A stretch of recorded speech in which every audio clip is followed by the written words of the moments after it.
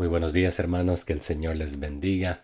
Espero amanecieron muy bien ya esta mañana y que tuvieron la oportunidad ahí de pasar tiempo en comunión con nuestro Padre Celestial, escuchando de Él, de su palabra, escudriñándola. El día de hoy estaremos aquí en el capítulo 13 del libro de Lucas. Varias secciones, así que solamente a vuelo de pájaro, una lectura ahí y unos breves comentarios. En este mismo tiempo estaban allí algunos que le contaban acerca de los Galileos, cuya sangre Pilato había mezclado con los sacrificios de ellos.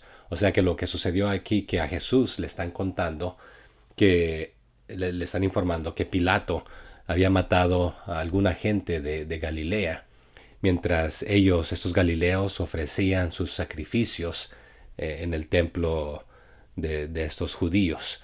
Entonces dice allí el verso 2: respondiendo Jesús les dijo: ¿pensáis que estos galileos, porque padecieron tales cosas, eran más pecadores que todos los galileos? O sea que, ¿piensan ustedes que ellos se merecían esta clase de muerte, morir porque eran pecadores? Dice el verso 3 allí: os digo no, antes, si no os arrepentís, todos pereceréis igualmente. Aquí el tema que se va a plantear es de que toda persona, sin importar de qué trasfondo, de qué nacionalidad, de qué color de piel, qué tiene, qué no tiene, todos somos pecadores y merecemos la muerte. Entonces, si todos somos parejos en el sentido que hemos pecado.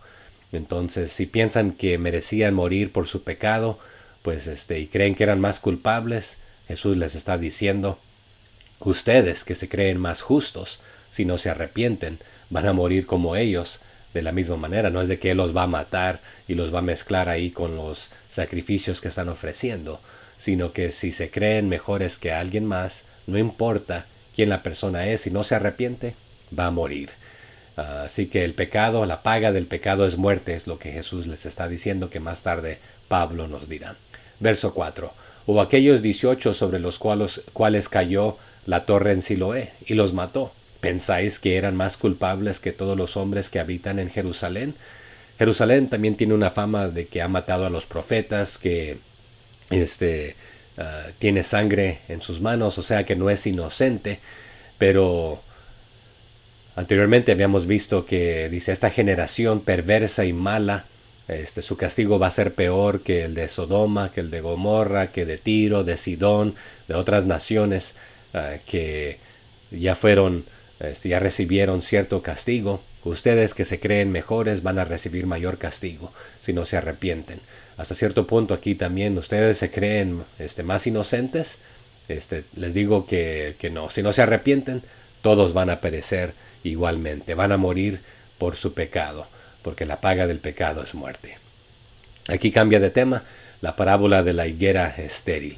Hemos visto una situación cuando Jesús iba caminando y quiso comer y vio ahí y no había fruto, entonces maldijo aquella higuera, y esta es una higuera estéril. Algunos deducen que puede ser el otro ángulo de esta misma historia. La realidad es de que otra vez la idea es de que como cristianos debemos llevar fruto. Dice el verso 6: dijo también esta parábola: tenía un hombre una higuera plantada en su viña, y vino a buscar fruto en ella, y no lo halló. Y dijo al viñador: he aquí, hace 3 años que vengo a buscar fruto en esta higuera, y no lo halló. Córtala. ¿Para qué inutiliza también la tierra? Él entonces respondiendo le dijo: Señor, déjala todavía este año, hasta que yo cabe alrededor de ella y la abone. Y si diere fruto, bien, y si no, la cortarás después. En otras palabras, una oportunidad más para esta planta, para esta higuera, de dar fruto, aún después de allí de tenerle cuidado, abonar, para ver si ese es el problema. Pero la realidad es de que se suponía que ya después de tanto tiempo debería dar fruto. La realidad es de que nos dice la palabra también que por sus frutos los conocerás. Usted y yo damos frutos. Si no damos buen fruto en este aspecto, muchas veces no sabremos qué clase de plantas somos. el buen fruto, el buen árbol da buen fruto, el mal árbol da mal fruto o no da fruto. Y la pregunta aquí, ¿estamos hablando de un cristiano que no da fruto o de un inconverso que no ha dado, mostrado obras dignas de arrepentimiento? Que quizás con sus palabras dijo me arrepiento, pero no con sus acciones dice todo lo contrario. Una pregunta para dialogar. Hágame saber qué entiende usted ahí y cómo lo interpreta. La siguiente sección, Jesús sana a una mujer en el día de reposo, y esto va a ser controversial. El Señor les va a llamar hipócritas y no va a ser la primera vez que vemos esta palabra aquí de hipócrita. Enseñaba a Jesús en una sinagoga en el día de reposo.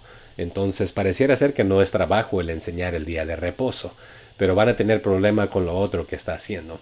Y claro, aquí estas personas tenían ciertos pasos marcados que no podías caminar más de ciertos pasos porque se consideraba trabajo, no podías hacer ciertas cosas y supuestamente honrando el día de reposo. Pero nuevamente el dilema que entramos es que le dan prioridad a un proceso, a un método sobre el motivo por el cual. O sea que el Señor les aclara que el día de reposo fue creado para el hombre, no el hombre a causa del día de reposo.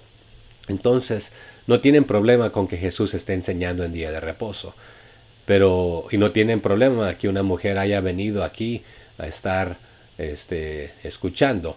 Y había allí una mujer, verso 11, que desde hacía 18 años tenía espíritu de enfermedad y andaba encorvada y en ninguna manera se podía enderezar. Cuando Jesús la vio, la llamó y le dijo, mujer, eres libre de tu enfermedad. Y puso las manos sobre ella y ella se enderezó luego inmediatamente y glorificaba a Dios. Pero el principal de la sinagoga, este se supone que debe ser el líder espiritual, enojado de que Jesús hubiese sanado en el día de reposo, en otras palabras, porque hizo una buena labor de ayudar a alguien, dijo a la gente, 6 días hay en que se debe trabajar. En estos pues venid y sed sanados, y no en día de reposo. En otras palabras, dándole prioridad ahí, siendo legalista. Es como que hoy dijéramos, hermanos, no se enfermen en día domingo porque no hay que ir a los hospitales o a las clínicas. Esta mujer ya tenía 18 años. Entonces, como que si quieren ser sanos, vengan los otros 6 días de la semana porque solo en esos días puede ser sano. Otra vez ahí entramos en un legalismo, en lugar de preocuparnos más por la persona. Entonces, ahí en el siguiente verso 15, el Señor respondió y dijo, hipócrita, cada uno de vosotros, o sea, incluyéndote a ti, no desatas en el día de reposo tu buey o tu asno del pesebre y lo llevas a beber. O sea que ustedes que se creen espirituales por guardar el día de reposo con sus rituales, no lo quebrantan para ir a hacer trabajo y saben que su bestia, su animal, tiene que, su asno, su buey, tiene sed, hay que llevarlo al agua. Entonces por lo menos ustedes van y lo desatan y lo guían al agua ahí. ¿Cuánto más? Aquí el 16, y a esta hija de Abraham que Satanás había atado 18 años, o sea que ha estado amarrada sin poder tener esta agua fresca, recibir de mi persona, el alivio no solamente físico, sino el espiritual, atada ahí por Satanás 18 años, ¿no crees que también necesita algo refrescante en este día? Interesante que el Señor le saca esto en cara porque ellos todos eran culpables de desatar sus bueyes y sus asnos, pero para algo bueno ahí de ayudar al prójimo lo consideraban que estaba él pecando. Entonces ahí el Señor los pone en su lugar. El 17. Al decir él estas cosas, se avergonzaban todos sus adversarios, pero todo el pueblo se regocijaba por todas las cosas gloriosas hechas por él. O sea que los que están enojados son los líderes espirituales, pero el pueblo está ahí contento por lo que está sucediendo.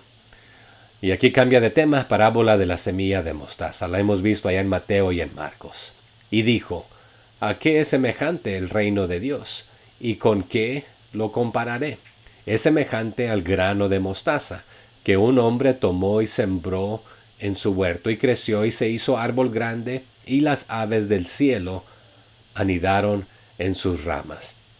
Algo interesante aquí en cuanto a la mostaza, y también lo veremos ahí después en cuanto a la levadura. No está diciendo que el grano de mostaza equivale a la fe o que la levadura es mala, como veremos, sino que aquí está utilizando el tamaño del grano de mostaza, que tan pequeño en otras ocasiones la utiliza para la fe. Aquí lo está utilizando para el reino de Dios. En este momento el reino de Dios es tan pequeño porque son unos pocos. Sabemos que Jesús llamó ahí a algunos, luego eran 12, luego eran 120, luego ahí para Hechos ya eran miles, y la iglesia, el reino de Dios se va expandiendo, y el propósito es de que de toda tribu, lengua y nación vengan al conocimiento de Jesucristo y sean sus discípulos. Entonces lo que está diciendo que este pequeño reino, como una pequeña semillita, va a ir creciendo y crece para ser esta sombra para todo pueblo, lengua y nación. Entonces ahí está el ángulo de la comparación de la parábola de la semilla de mostaza con el reino de Dios. Claro, otra vez en otros lugares se utiliza la semilla de mostaza para presentar la fe. Entonces igual aquí la parábola de la levadura no está diciendo que la levadura es mala, sino que está utilizando el proceso de la levadura, lo que hace la levadura en el pan, ahora aquí para compartirlo de esta manera. Lo vimos en Mateo 13 también. Y volvió a decir: ¿a qué compararé el reino de Dios? Es semejante a la levadura, que una mujer tomó y escondió en 3 medidas de harina, hasta que todo hubo fermentado. O sea que una pequeña porción de levadura puede leudar 3 porciones de masa cuando ahí está mixta con esto. Entonces, en otras ocasiones va a utilizar la levadura, cuidado de la levadura de los fariseos, porque un poquito de su estilo de vida y su hipocresía, o un poquito ahí de su legalismo, los echa a perder a todos. Así que cuidado. Pero aquí es en cuanto al reino de Dios. Cambia de tema nuevamente, ahí a la puerta estrecha. Lo vimos en Mateo 7. Pasaba Jesús por ciudades y aldeas, enseñando y encaminándose a Jerusalén. Entonces hemos visto que su propósito era predicar, enseñar y sanar. Entonces aquí lo vemos pasando de aldea a aldea, compartiendo la palabra del Señor. Verso 23. Y alguien le dijo: Señor, ¿son pocos los que se salvan? Y él les dijo: esforzaos a entrar por la puerta angosta, porque os digo que muchos procurarán entrar y no podrán. Después que el padre de familia se haya levantado y cerrado la puerta, y estando fuera, empecéis a llamar a la puerta, diciendo: Señor, Señor, ábrenos. Él respondiendo os dirá: no sé de dónde sois. Entonces comenzaréis a decir delante de ti: hemos comido y bebido, y en nuestras plazas enseñaste. Pero os dirá: os digo que no sé de dónde sois. Apartaos de mí todos vosotros, hacedores de maldad. Allí será el llanto y el crujir de dientes. Cuando veáis a Abraham, a Isaac, a Jacob y a todos los profetas en el reino de Dios, y vosotros estéis excluidos, porque vendrán del oriente y del occidente, del norte y del sur, y se sentarán a la mesa en el reino de Dios. Y he aquí, hay postreros que serán primeros y primeros que serán postreros. Entonces lo que les está diciendo hasta cierto punto: sí, serán pocos los que se salvan, muchos son los que se pierden, el camino angosto, el camino ancho, la puerta angosta, etcétera. Pero habrán personas que se creen muy religiosas, así como las que acabamos de ver, que son legalistas, pero no las verás en el cielo. Pero habrán personas que quizás nunca habían escuchado de Dios, y a primera instancia que escuchan de Él, vienen a sus pies y le conocen. Entonces algunos serán llamados de últimos, pero serán los primeros en este aspecto. Pero los que se creen que eran los llamados y que eran los escogidos y que nadie más merece ir al cielo más que ellos, pero si nunca rectificaron su vida con el Señor, aceptándole, haciéndole Rey y Salvador, entonces no los verás. Pero sí, vendrán del oriente, del occidente, del norte y del sur, de los cuatro vientos, de los puntos cardinales, de todo mundo, de todo pueblo, de toda lengua, de toda nación. Aquí cambia de tema nuevamente, y el lamento es sobre Jerusalén, lo vimos en Mateo 23 también. Aquel mismo día llegaron unos fariseos diciéndole, sal y vete de aquí, porque Herodes te quiere matar. Entonces aquí aparentemente estos fariseos procuran el bien de él, informándole para que se vaya, porque Herodes quiere matarlo. Y le dijo, id y decid a aquella zorra, he aquí echo fuera demonios y hago curaciones hoy y mañana, y al tercer día termino mi obra. Sin embargo, es necesario que hoy y mañana y pasado mañana siga mi camino, porque no es posible que un profeta muera fuera de Jerusalén. Y aquí es donde dice, Jerusalén, Jerusalén, que matas a los profetas y apedreas a los que te son enviados. ¿Cuántas veces quise juntar a tus hijos como la gallina a sus polluelos debajo de sus alas, y no quisiste? He aquí, vuestra casa os es dejada desierta. Y os digo que no me veréis hasta que llegue el tiempo en que digáis, bendito el que viene en el nombre del Señor. Entonces, lamentablemente, la fama que tenía Jerusalén era matar a los profetas. Aquí el motivo supuesto es para sacarlo de ahí, para que no muera, pero Herodes tiene intenciones de matarlo y el Señor le llama zorra aquí a Herodes en este aspecto, supuestamente astuto aquí, pero llamándole zorra. Es una pregunta que podemos dialogar y debatir. Aquí Jesús está insultando a alguien, o le está llamando por sus acciones quien Él es, pero le está diciendo, aquí el que tiene autoridad soy yo. Sí, tú tienes intenciones de matarme, pero déjame decirte que voy a permanecer aquí estos días y voy a hacer a lo que vine a hacer. Sí, pasaba enseñando, pero también sanó, echando fuera demonios, curó a muchos, pero dice, al tercer día termino mi obra. Y aquí algunos consideran que esto es profético, no solamente al trabajo que él estaba haciendo en esta ciudad, sino también dando a saber que sí, voy a morir, pero mi obra será completa porque en 3 días resucitaré y todos los que están enfermos espiritualmente serán sanados, que me acepten, me pidan perdón de sus pecados, etcétera.